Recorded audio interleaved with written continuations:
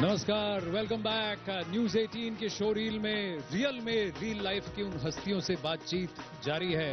ये एक entertainment conclave, एक नायाब कोशिश पहली बार हुआ है और हुआ भी तो देश के number 1 Hindi news channel news 18 India के पटल पर न्यूज 18 शो रील में। अब अगले जो हमारे मेहमान हैं, जिनका मैं बहुत कायल हूं, क्योंकि लोग इंटीग्रेशन की बात करते हैं, बैकवर्ड इंटीग्रेशन होता है कि आप एक जगह पहुंचते हैं और पीछे इसको एक मैनेजमेंट टर्म कहा जाता है, लेकिन इन्होंने इस इंडस्ट्री में सब कुछ किया है, 30 साल से कर रहे हैं।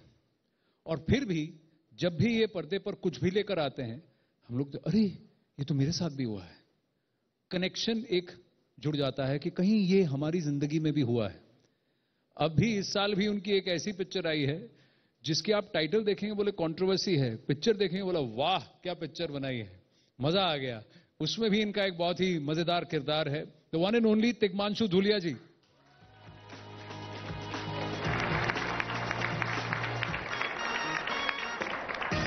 नमस्ते, थैंक यू।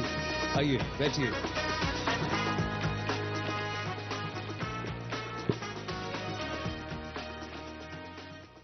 सबसे पहले धन्यवाद तिग्मांशु जी। 90s में 30 साल करीब हो गए। अभी 92 में कभी आप कास्टिंग डायरेक्टर से लेकर अब एक्टर, डायरेक्टर, प्रोड्यूसर, सब कुछ। ये जर्नी अगर आप वापस देखते हैं तो ये ग्रोथ हुआ है कि आपको लगता है कि सब कुछ वैसा का वैसा ही है, बट शायद प्लेटफॉर्म्स अलग अलग नए आ गए हैं, मंच कई सारे आ गए हैं? अरे संघर्ष तो उतना ही है जितना पहले था।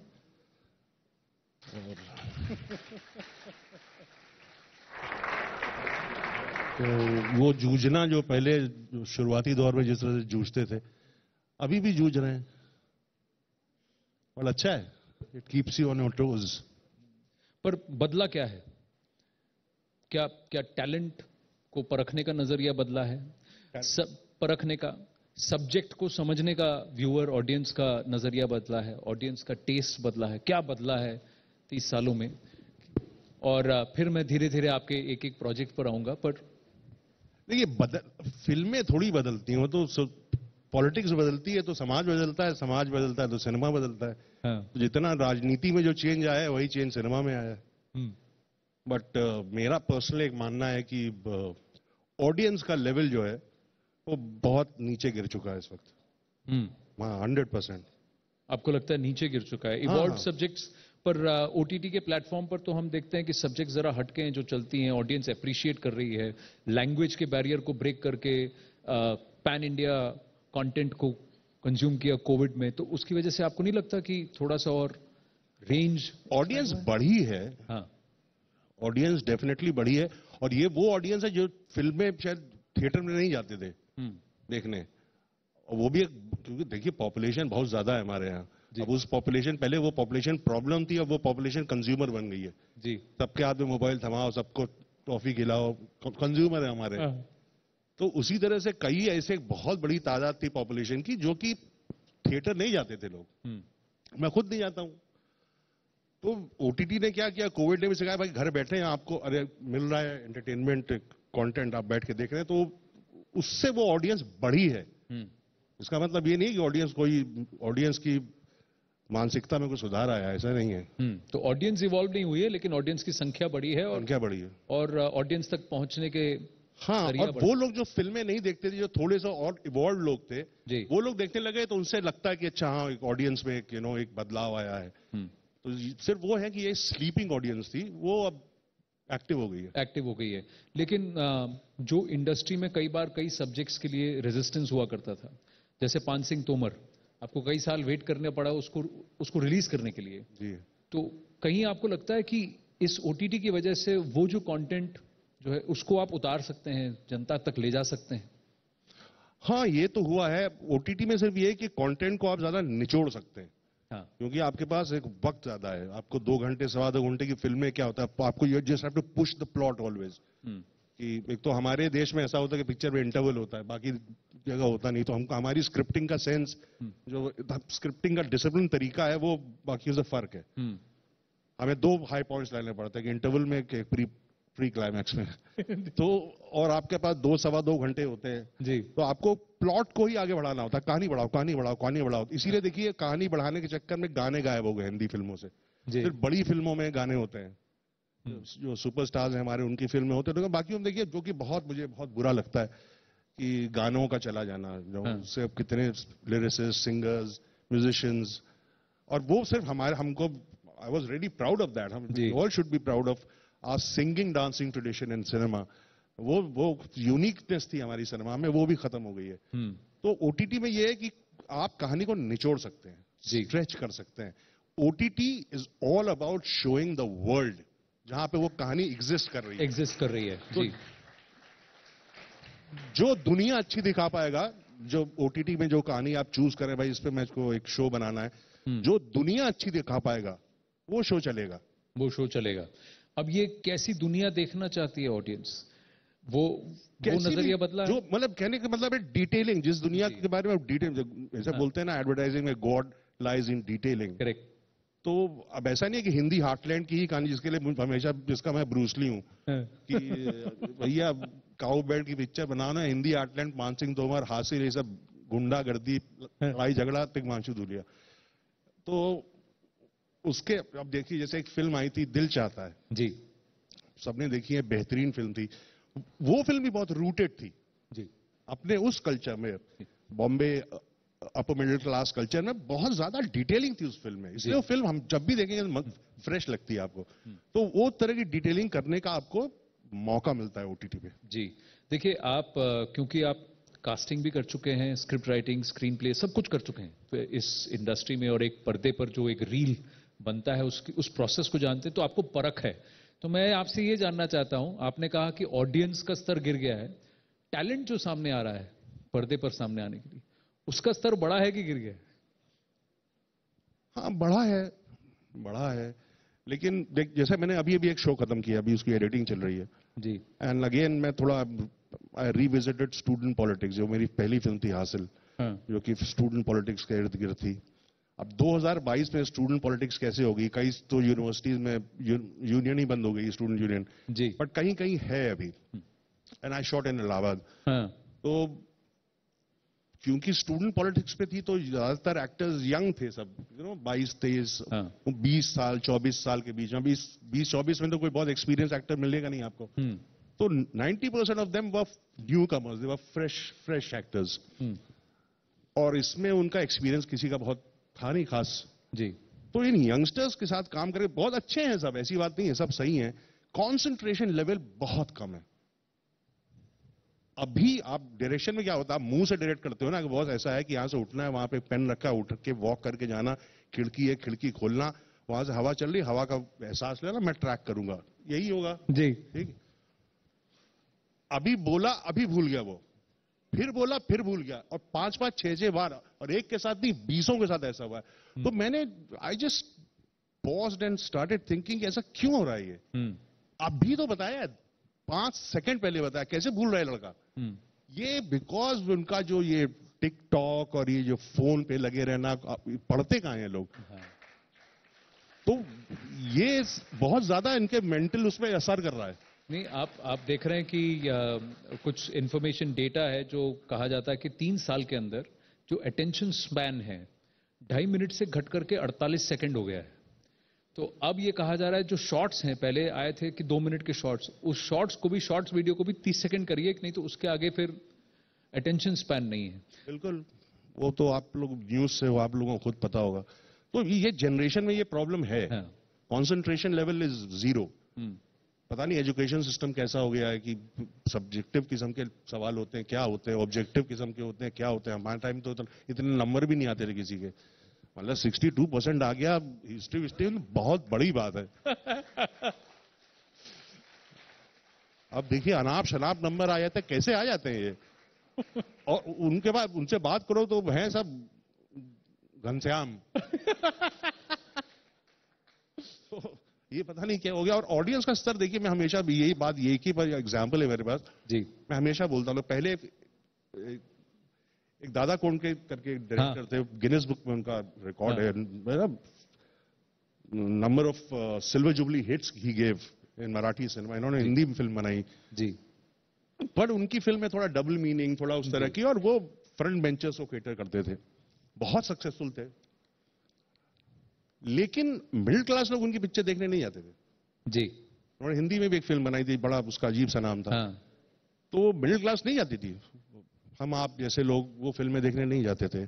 अभी कुछ 5-6 साल पहले एक फिल्म आई थी बहुत बड़े प्रोड्यूसर डायरेक्टर की, ए लिस्टर एक्टर्स थे, बहुत अश्लील फिल्म थी वो, उसने 100 करोड़ से ऊपर का धंधा किया जी। कैसे किया? आप जैसे लोग गए थिएटर में देखने के लिए, फ्रंट बेंचर से 100 करोड़ का धंधा नहीं होता है। तो क्यों? तो ऑडियंस का डेटोरिएशन है ना, ये यही है। तो जितना आप माइंड नंबिंग या आप कह रहे हैं नोबडी इज रिस्पॉन्स, हम जाएंगे भाई, मजा आ रहा है, टिकुलेशन है, चलो चलो, अब फैमिली की फैमिली गई देखने, तो अब देख लीजिए और फिर कहते हैं यार ओटीटी पे अश्लीलता है। अरे आप खुद देखते हो यार अश्लीलता ओटीटी में क्या है? सिनेमा हॉल में एक सामूहिक रूप में 300-400 लोग बैठ के फिल्म देखते हैं, तो उसमें गाली गलौज होती है तो हमको दिक्कत होती है जी, मुझको भी होती है। जैसे अब तक मैंने जितनी फिल्में बनाई हैं ज्यादातर थोड़ा उस तरह के कैरेक्टर्स रहे, कभी भी एक भी गाली नहीं मेरी फिल्म में, हराम ज्यादा तक नहीं। मान सिंह तोमर हो, हासिल हो, शागिर्द हो, साहब बीवी गैंगस्टर हो, कोई एक भी गाली नहीं। लेकिन ओटीटी पे आया तो मैंने किया, क्योंकि ओटीटी पे आप इंडिविजुअली आइसोलेशन में कंज्यूम कर रहे हो। आप अपने लैपटॉप में बैठे या फोन पे कहीं कोने में, गाड़ी में, ऑफिस में, कमरे में, अकेले में आपको गाली में मजा आता है, लेकिन जहां बीवी मम्मी बच्चे बैठे हो तो आपको दिक्कत होती है। ये अब जो भी सोचिए, हमारी सोसाइटी की हिपोक्रेसी है कि कुछ भी है, बट वो है, वो मैं भी उसमें शामिल हूं जी, मैं खुद उसमें शामिल हूं। पिक्चर हॉल में मुझे बहुत गाली वाली होती, प्रॉब्लम होती, अकेले बैठा के जितनी सुना लो सुना लो। चलिए, अब मेरे पास तो बहुत सारे प्रश्न हैं, पर ऑडियंस में पूजा है हमारे साथ, तो आप कोई कुछ पूछना चाहे? जी बिल्कुल, यहीं पर है हमारे जी। सर मेरा नाम विनोद राठौर है। अभी आप बता रहे थे कि ऑडियंस का स्तर गिर गया है, मतलब ओटीटी पे हो या सारी पिक्चरें अच्छी चल रही, सब लोग देख रहे हैं, तो थोड़ा मतलब बताइए कि कैसे मतलब इसको बदला गिर गया, इसे बदला जा सकता। कहां चल रही पिक्चर है, इसे बदले कैसे? नहीं है, ताली किस बात पे पड़ रही, मेरी समझ में नहीं आ रहा। क्या कहते हैं, पिक्चरें कहां चल रही हैं? पिक्चरें तो नहीं चल रही। कहां चल रही फिल्में? कितनी सारी फिल्में फ्लॉप हैं, साउथ की फिल्में चल रही हैं। हाँ सर। और साउथ में भी ऐसा नहीं कि सब फिल्में चल रही हैं, उनके भी उस लेवल पे परसेंटेज में कमी आई है, लेकिन हाँ, जो लास्ट 5-6 बड़ी फिल्म हिट फिल्मों के नाम है वो साउथ के हैं। उसका पीछे एक और बड़ा कारण है, कोई समझ नहीं पा रहा है इस बात को, वो पॉलिटिक्स ही है बॉस। उनके सारे हीरो दलित हैं, समझा इस बात को कभी? इसलिए चल रही हैं। तो आपको लगता है कि अब सिनेमा के अंदर, कंटेंट के अंदर पॉलिटिक्स ने प्रवेश कर लिया है, तो एक पॉलिटिकल नैरेटिव ही अब सिनेमा को डिफाइन करेगा, कंटेंट को डिफाइन करेगा, या हमेशा से करता है? नहीं नहीं नहीं, पॉलिटिक्स का मतलब ये नहीं कि आप पॉलिटिकल पिक्चर बनाओ कि उसमें एक नेता हो, नेता की फैमिली हो, नेतागिरी हो, राजनीति हो। पॉलिटिकल पिक्चर का मतलब ये थोड़ी होता है। हर पिक्चर पॉलिटिकल है। पॉलिटिक्स तो ही है भाई, आप हैमबर्गर मैकडॉनल्ड्स खा रहे हो because it was a political decision ना, कि एमएनसीज आएंगे तब आप हैमबर्गर खा रहे हो, केएफसी खा रहे हो। डिसीजन किसका था? पार्लियामेंट में लिया गया था डिसीजन, आपने थोड़ी लिया था जी। जिस तरह के डिसीजन पॉलिटिकल होंगे उसी तरह से समाज बदलेगा, समाज बदलेगा तो फिर सिनेमा बदलेगा। सिनेमा थोड़ी दिखा देगा पॉलिटिक्स, जैसी है पॉलिटिक्स वैसे दिखाएंगे। लेकिन क्या इससे आप जो सब्जेक्ट्स चूज करना चाहते हैं, जिस तरह की पिक्चर बनाना चाहते हैं, जिस तरह के एक्टर्स को मंच देना चाहते हैं, उस पर फर्क पड़ता है, या फिर और फिर does that make you more selective? क्या आप और भी ज्यादा सिलेक्टिव हो जाते हैं कि मैं किस तरह की पिक्चर में काम करना चाहता हूं, किस तरह के किरदार निभाना चाहता हूं, किरदार का हाव भाव, क्या सब कुछ ऐसे इंपैक्ट करता है कि उस वक्त की पॉलिटिक्स क्या चल रही है, उस वक्त का ओवरऑल सोशल मूड? नहीं, वो तो आप जिस तरह का कंटेंट डिसाइड करते हो कि भाई मुझको ऐसी फिल्म बनानी है, तो वो कंटेंट ही आपको, craft will not decide the content, your content will decide your craft. आपका ये कंटेंट, अब इसको किस तरह से, कौन से क्राफ्ट को इस्तेमाल करके इस कंटेंट को एक्सप्रेस करना है मुझे, that content will decide that. तो ओटीटी में ये है कि कई प्लेटफॉर्म्स हैं, उनको कोई प्रॉब्लम नहीं होती है कि भाई हमको जरूरत नहीं है स्टार की। तो तब अच्छा लगता है, तब आप नए चेहरे, अब नए लोगों के साथ काम करना। बहुत अच्छे एक्टर्स हैं लेकिन बहुत ज्यादा पॉपुलर नहीं है, उनको भी आप शामिल कर लेते हैं अपने ग्रुप में। इसकी सहूलियत मिलती है ओटीटी पे, इस बात पे तो मैं मानता हूं, जो कि बहुत बढ़िया चेंज है। और काफी एक्टर्स आ गए हैं अभी, और लेकिन बहुत सारे ऐसे नहीं है कि जो स्किल्ड एक्टर्स हैं, ऐसा नहीं है कि वो नेशनल स्कूल ऑफ ड्रामा या एफटीआई से पास आउट है। वो सब फिल्में देख के उन्होंने एक्टिंग सीखी है। हाँ, उन्होंने बहुत फिल्में देखी है, बाहर की फिल्में देखी है, इरफान को देखा है और अच्छे एक्टरों को देखा है, तो वो सब उन्हीं की कॉपी करते हैं, उसी तरह के पॉजेस लेंगे। तो वो मैं समझ जाता हूँ कब कौन क्या कर रहा है। इरफान को आप मिस करते हैं? हाँ करता हूँ, बिल्कुल करता हूँ। कुछ लोग हैं जिनके साथ आपने बहुत काम किया है, दोस्तियां भी निभाई, और वो साथ में रहे आपके, जब आपके स्ट्रगल्स थे, सक्सेसेस थे। What made him so special? क्योंकि वो जब पर्दे पे आते थे एक बात थी, even before he was a big star, वो चाहे जो भी किरदार निभाए, उनका एक जज्बा, जो एक एस्पेक्ट जो आपको लगता है कि आने वाले एक्टर्स और जो भी इस इंडस्ट्री में आना चाहता है उनको उसको फॉलो करने की आवश्यकता है। अरे वो फॉलो करना बहुत मुश्किल है, ऐसा नहीं हो सकता। उसके बारे में सिर्फ ये कह सकता हूँ, बिकॉज जिंदगी को वो समझता बहुत अच्छा था और उसको जिंदगी जीने में मजा आता था। बहुत आउटडोर वाला आदमी था। उसको आउटडोर में पिक्चर की शूटिंग ले आ तो उसको 10 पतंग दे दो और दिन भर पतंग उड़ाएगा। और शाम को बहुत लोग मिलकर खाना वाला बनाते हैं, हाँ आ जाओ। तो बहुत आउटडोर, गाड़ी में आओ, घूमने चलते हैं। उसको इन चीजों में लाइफ जीने का, लाइफ को एंजॉय करने का, छोटी छोटी चीजों से जी। ये नहीं किसी 5 स्टार में जाना है और यहां जाना है, वरना वही चीजें जो उसने बचपन में की थी। तो वो बचपन में जो चीजें अच्छी लगी थी उनको वो कैरी कर रहा था जी, और उसी से वो, वही उसकी यूनिकनेस थी। इसलिए लाइफ को बहुत अच्छा समझता था। लाइफ के रेफरेंसेस मुझको, जब मैं उसके साथ काम करता था, मुझको बहुत ज्यादा समझाने की जरूरत नहीं पड़ती थी।